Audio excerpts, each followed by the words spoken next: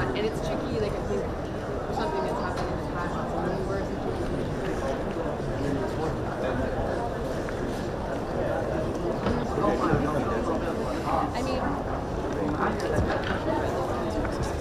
It has landed in an atmosphere of cynicism around the ability of this space to deliver the outcomes that it needs to deliver.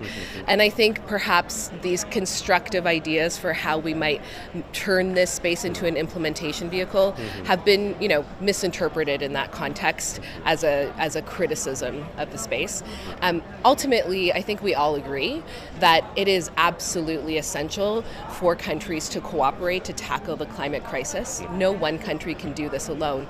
And this is the only space that brings every country in the world together to do anything.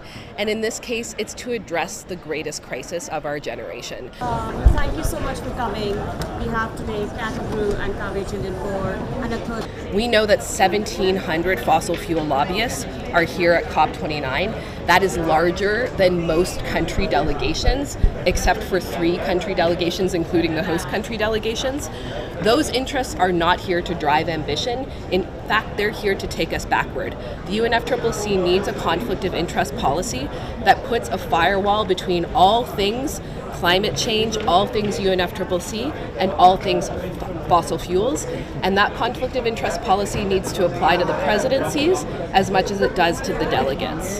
Why that's not happening. And I think in the future, the COP process needs to address those barriers.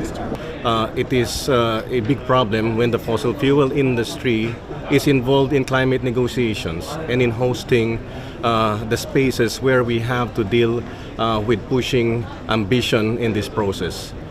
And therefore, all COPs, I must say, should be rid of vested interests, and therefore one of the ways that can be done without undermining the larger work that we're trying to do here and all parties are trying to do here is to prevent corporate capture of these spaces and make sure that COPs are public funded instead of being funded by corporate money.